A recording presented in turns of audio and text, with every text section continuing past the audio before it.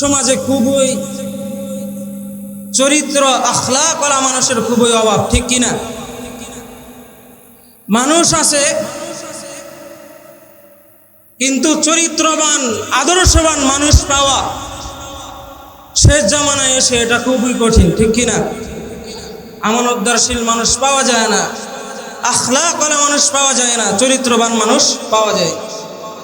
সুরাতন মানুষ অনেক আছে, হাকিকতন মানুষ আল্লাহ রসুল সাল্লাল্লাহু আলাইহি ওয়াসাল্লামের বায়োগ্রাফি, তার চরিত্র আদর্শকে গ্রহণ করে চলবে এরকম মানুষ খুবই কম, ঠিক কিনা? এই যে এত ওয়াজ হয়, এত মাহফিল হয়, এত তাফসির হয়, এত কিছু হচ্ছে, কিন্তু এর পরেও মুসলমানেরা নির্যাতিত নাকি তারা শান্তিতে আছে? নির্যাতিত।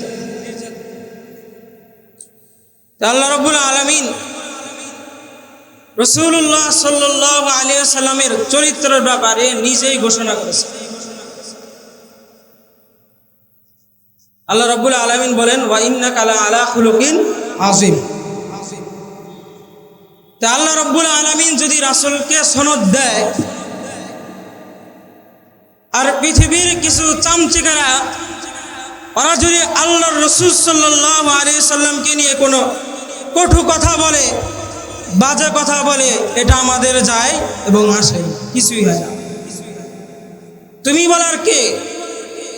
যেখানে রাসূল সাল্লাল্লাহু আলাইহি ওয়াসাল্লাম তার চরিত্র সম্পর্কে নিজেই সূরা কলামের 4 নম্বর আয়াতে আল্লাহ রাব্বুল আলামিন বলেন, ওয়া ইন্নাকা লাআলা খুলুকিন আযীম। ও পয়গম্বর, আমি আপনাকে সনদ দিলাম, সার্টিফিকেট আমি আপনাকে দিয়ে দিলাম,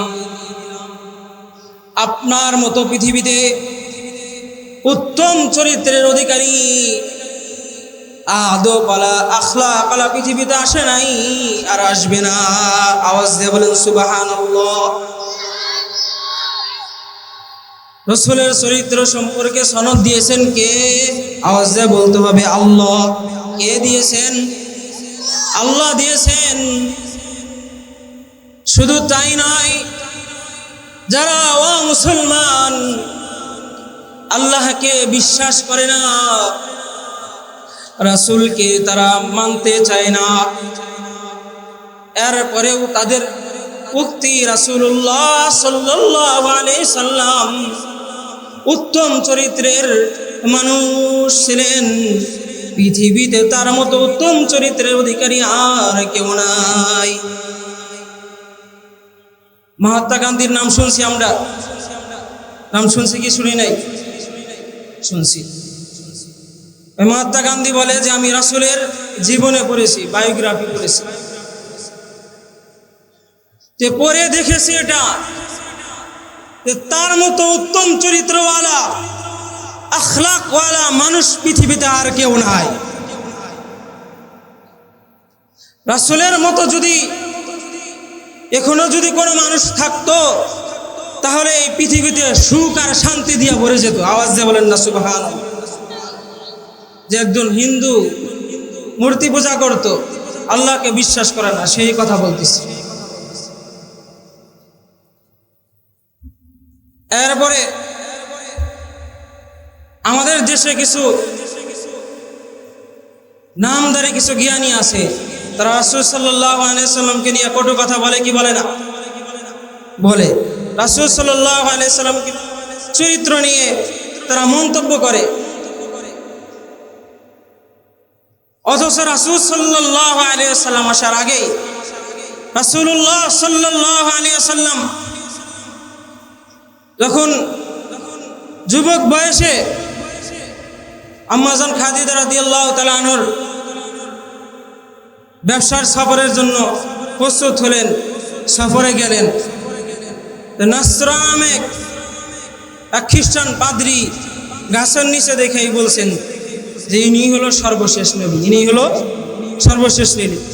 তার দিকে তাকাইলে বোঝা যায় ইনি হলো সর্বশেষ নবী। তার কোরআন জানা ছিল, হাদিস জানা ছিল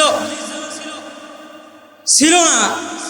এরপরে রাসূলের চেহারা দেখেই রাসূলুল্লাহ সাল্লাল্লাহু আলাইহি সাল্লামকে দেখেই বলেছেন ইনিই হলো সর্বশেষ নবী। কারণ এই গাছের নিচে যারা বসে নবী ছাড়া আর কেউ বসেন না, বলেন না সুবহানাল্লাহ। তাহলে যেই কাদিয়ানীরা কোরআন থাকার পরেও, হাদিস থাকার পরেও, বড় বড় উলামায়ে কেরামের উক্তি থাকার পরেও যারা আমার রাসূলকে শেষ নবী মানতে চায় না, আমরা সুস্পষ্ট ভাষায় বলতে চাই তারা কাফের, কাফের, কাফের। তারা কি? কাফের। পাকিস্তানে আর বিভিন্ন কান্ট্রিতে কাদিয়ানীদেরকে অমুসলিম ঘোষণা করা হয়েছে। কিন্তু আজকে দুঃখজনক হলো, আজকে বাংলাদেশ 90% মুসলমান, এরপরে বাংলাদেশ থেকে কাদিয়ানীদেরকে অমুসলিম কাফের ঘোষণা করা হয় নাই, ঠিক কিনা? এই জন্য আমরা চিরাই চাই ইসলাম কায়েম হোক, হুকুমত আসুক, কাদিয়ানীদেরকে কাফের বলে ঘোষণা করুক। আপনারা চান কি চান না? চান সবাই। এই জন্য আল্লাহর কাছে বেশি বেশি দোয়া করতে হবে। আর তাদের পণ্য যেগুলো আছে আরএফএল, এগুলো সবগুলো বয়কট করতে হবে, ব্যবহার করা যাবে। আমরা সবাই রাজি আছি? কে কে রাজি আছে হাত তুলে দেখাই তো। তাদের পণ্য আমরা ব্যবহার করব না ইনশাআল্লাহ। এছাড়াও যারা আমার রাসূলের চরিত্রকে নিয়ে কথা বলবে, সাহাবাগীরা যারা আমার রাসূল সাল্লাল্লাহু আলাইহি ওয়াসাল্লামকে নিয়ে মন্তব্য করবে, ওদের জিহ্বা টান দিয়ে ছিঁড়ে বের করে ফেলবো, ঠিক কিনা? ওদের শাহবাগে থাকার জায়গা হবে না। আর কিছুদিন পরে তোমরা এখান থেকে পালাইতে বাধ্য হবে। আওয়াজে বলেন ঠিক কিনা? লেজ গুটা পালাইবা। ইংরেজরা যেভাবে ভারতবর্ষ থেকে পলায়ন করেছে, মুসলমানরা যখন তাদের গর্জন দিয়ে, ইমান দীপ্ত আওয়াজ দিয়ে, আল্লাহু আকবার ধ্বনি দিয়ে আওয়াজ তুলে আল্লাহু আকবার বলে মাঠে নামছেন, তারাও লেজ গুটা পালাইতে বাধ্য হয়েছে কি হয় নাই? এই সাহাবাগীরা কি করে? আমার রাসূল সাল্লাল্লাহু আলাইহি সাল্লামের চরিত্র নিয়ে তারা মন্দ কথা বলে। যেই হাত দিয়ে আমার নবীজির ইশারা করবি, তোদের হাত ভেঙে চুরমার করে দিব। বাংলায় তোরা থাকার জায়গা পাবি না, ঠিক কি না? সামনে আমাদের বিজয় আসতেছে, ওরা যা মন চায় তাই বলতেছে। আমার রাসূল সাল্লাল্লাহু আলাইহি সাল্লামকে নিয়ে কথা বলে, কত বড় আসপর্দাবাদ। এছাড়াও ওরা বিভিন্ন মানুষের উক্তিতে দেখা যায় তারা রাসূল সাল্লাল্লাহু আলাইহি সাল্লাম, ভারতের প্রফেসর রামকৃষ্ণ রাও, সে বলেছে যে তিনি মিথ্যাবাদী নয়, তিনি হলো সত্যবাদী, তিনি ছিলেন মানব জাতির আদর্শ এবং মডেল। কে বলেছেন? রামকৃষ্ণ রায়। সে মুসলমান না অমুসলমান? আওয়াজ দিয়ে বলেন। সে অমুসলমান। এরপরে রাসূল সাল্লাল্লাহু আলাইহি সাল্লামের চরিত্র নিয়ে কি বললেন সে? এরপরে আমেরিকার এক দার্শনিক, সেও বলেছে যে আমি 100টা জীবনী লিখেছি মনীষীর বড় বড়, তাদের মধ্যে সবচেয়ে প্রথমে স্থান দিয়েছেন কাকে? নবীজিকে। কারণ কেন দিয়েছেন? কারণ প্রফেট মুহাম্মদ সাল্লাল্লাহু আলাইহি সাল্লাম তিনি দুনিয়াতেও সাকসেস, আখিরাতেও সাকসেস। এই জন্য রাসূলুল্লাহ সাল্লাল্লাহু আলাইহি সাল্লামের চরিত্রকে নিয়ে যারা কটু কথা বলবে, আমরা মুসলমান থাকতে, বাংলার জমিনে ইমানদার থাকতে, নামাজিওয়ালা থাকতে, নবীরা আশিক থাকতে আমরা বসে থাকবো না, ঠিক কিনা? জীবন একবার আল্লাহ রাব্বুল আলামিন দিয়েছেন। এই জীবনকে শুধু বিছনায় বসে বসে মরার জন্য দেন নাই, আমাকে আপনাকে দিয়েছেন ইসলামের পথে কাজ করার জন্য। এই ইসলামকে নিয়ে যারা কথা বলবে, যারা ইসলামকে নিয়ে ষড়যন্ত্র করবে, তাদেরকে শায়েস্তা করার জন্য, তাদের সাথে লড়াই করার জন্য আল্লাহ রাব্বুল আলামিন আমাদেরকে ঈমান নামক দৌলত দিয়েছেন, ঠিক কিনা? এই জন্য আল্লাহ রাব্বুল আলামিন বলেন, কেমন চরিত্রের অধিকারী ছিলেন আল্লাহ রসুল? আল্লাহ রসুল সাল্লাল্লাহু আলাইহি ওয়াসাল্লাম বলেন, নিজেও নিজের ব্যাপারে বলতেছেন, ইন্নামা বুইসতু লিউতাম্মিমা মাকারিমাল আখলাক। মুয়াত্তা মালিকের হাদিস, রাসূলুল্লাহ সাল্লাল্লাহু আলাইহি সাল্লাম বলেন, উত্তম আদর্শ দিয়া আল্লাহ রাব্বুল আলামিন আমাকে দুনিয়াতে পাঠাইছেন। রাসূলের কেমন আদর্শ ছিল, দাস দাসীর সাথে কেমন ব্যবহার ছিল রাসূলের। হযরত আনাস রাদিয়াল্লাহু তাআলা আনহু নবীজির 10 বছর খেদমত করেছেন। কয় বছর খেদমত করেছেন? 10 বছর রাসূলের খেদমত করেছেন। হযরত আনাস রাদিয়াল্লাহু তাআলা আনহু বলেন, 10 বছর আল্লাহ রাসূল সাল্লাল্লাহু আলাইহি সাল্লামের খেদমত করেছি। আমি আনাস, রাসূলের খেদমত করার সৌভাগ্য আমার হয়েছে। কিন্তু রাসূলুল্লাহ সাল্লাল্লাহু আলাইহি সাল্লাম কোনদিন একটা কাজের নির্দেশ আমাকে দেন নাই। একটা কাজেরও নির্দেশ আমাকে দেন। কোনদিন নিজ থেকে বলতেন, আনাস এই কাজটা তুমি করো, এরকম কাজ করার জন্য কখনো আদেশ দেন নাই। কোনো কিছু করে ফেললে, ভুল করে ফেললে রাসূল বিরক্ত হন নাই। একজন খাদেমের সাথে যার ব্যবহার এরকম হতে পারে, তাহলে তার ব্যবহার কেমন হবে? আপনার নিজেরাই যদি একটু অনুধাবন করে ভাবি। এই জন্যই তো আল্লাহ রাব্বুল আলামিন তার ব্যাপারে সরাসরি কোরআনে সনদ দিয়ে দিয়েছেন। গোলামের সাথে কেমন ব্যবহার ছিল রাসূলের, পালক পুত্রের সাথে কেমন ব্যবহার ছিল। যায়েদ ইবনে হারেসা পালক পুত্র, গোলামের ঘরে গোলাম। এই গোলাম আল্লাহ রাসূল সাল্লাল্লাহু আলাইহি সাল্লামের ঘরে যখন আসছেন, ঘরে আসার পর আল্লাহ রাসূল সাল্লাল্লাহু আলাইহি সাল্লাম তাকে নিজের সন্তান বানায় নিছেন। মদিনাতে ঘোষণা করে দিয়েছেন, ও মদিনার লোকেরা, ও আমার সাহাবায়ে কিরামরা, এই যে যায়েদ আমার পালক পুত্র, তোমরা তাকে পরগাছা মনে করো না, তোমরা কেউ তাকে পর মনে করো না। আজ থেকে তোমরা মুহাম্মাদের সন্তান বলে বলে তাকে ডাকবা। আম্মা জান আয়েশা রাদিয়াল্লাহু তাআলা বলেন, রাসূলুল্লাহ সাল্লাল্লাহু আলাইহি সাল্লাম বাসার কাজ সব নিজে একাই করতেন। নিজের কাজ নিজে একাই করতেন। নিজের ইজার জামা যদি ছিঁড়ে যাইত, তাহলে সুই দিয়া ওটা নিজের হাতেই সেলাই করতেন। বাসার কাজ নিজে করতেন। নিজে জীবিকা উপার্জন করে চলতেন। কখনো মানুষের কাছে হাত পাতেন নাই। আমার নবীজির চরিত্র ছিল এরকম।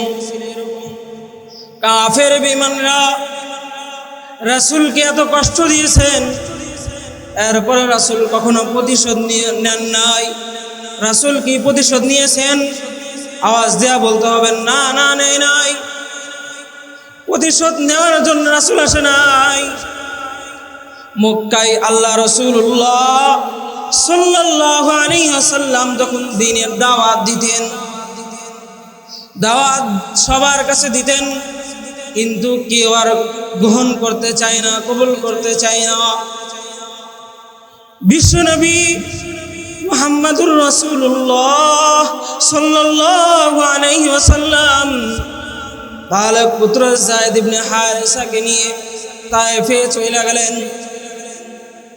তায়েফে চলে যাওয়ার পর, ওইখানে যাওয়ার পর মুশরিকদেরকে, কাফের বেঈমানদেরকে বললেন, কুলু লা ইলাহা ইল্লাল্লাহ তুফলিহুন। লা ইলাহা ইল্লাল্লাহ বলো, মূর্তির পূজা ছেড়ে দাও, আল্লাহ রাব্বুল আলামিনকে বিশ্বাস করে নাও। তার একত্ববাদের ঘোষণা করো। যদি ঘোষণা করতে পারো তাহলে সফল কাম হয়ে যাবা। কেমন সফল কাম? সারা জিন্দেগি ভরে গুনাহ করছো, আল্লাহকে মানো নাই, ঈমান আনার পরে কালেমা গ্রহণ করার পরে দুনিয়া থেকে যদি চলে যাও, চলে যাওয়ার সাথে সাথে জান্নাতুল ফিরদাউস তোমার ঠিকানা হয়ে যাবে। আওয়াজ দিয়ে বলেন না সুবহানাল্লাহ। রাসূলুল্লাহ সাল্লাল্লাহু আলাইহি ওয়াসাল্লাম যখন দাওয়াত দিতেন, কাফের বেঈমানেরা রাসূল সাল্লাল্লাহু আলাইহি ওয়াসাল্লামকে দেখে থুতু নিক্ষেপ করতেন। কি নিক্ষেপ করতেন? থুতু নিক্ষেপ করতেন। রাসূলুল্লাহ সাল্লাল্লাহু আলাইহি ওয়াসাল্লাম দাওয়াত দিতেন, পাথর নিতেন, বড় বড় পাথর নিয়ে রাসূলকে নিক্ষেপ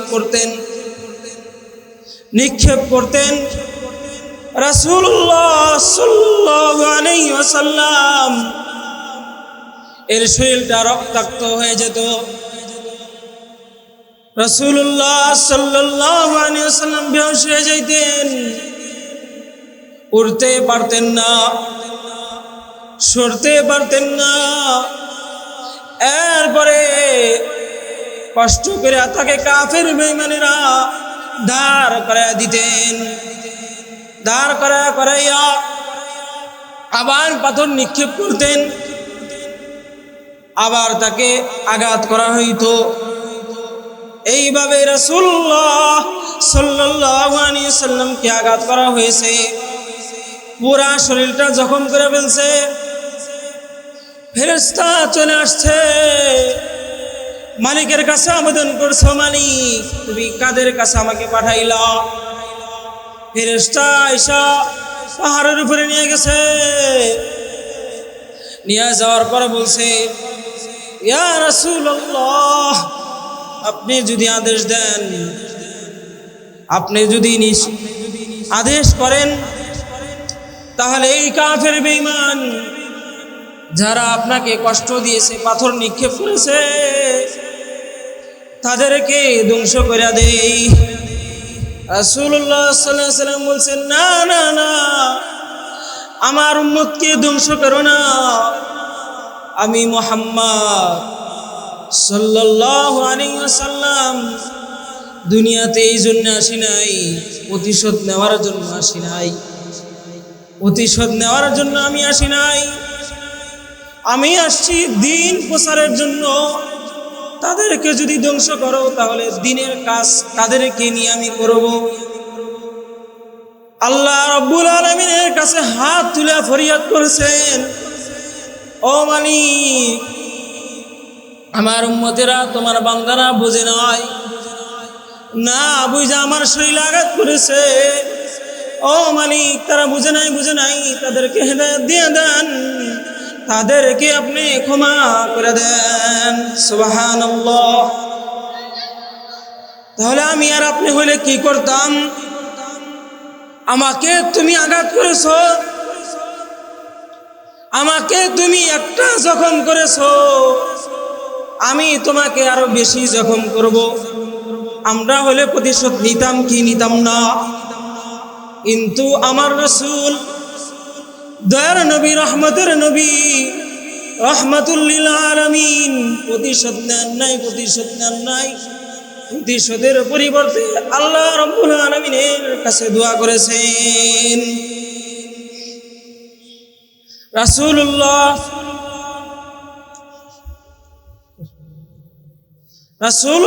সাল্লাল্লাহু আলাইহি ওয়াসাল্লামকে মক্কার মুশরিকরা এত কষ্ট দিয়েছেন, শিয়াবে আবু তালিবের ভিতরে 3 বছর রেখেছেন, না খাওয়াইয়া রাখেছেন।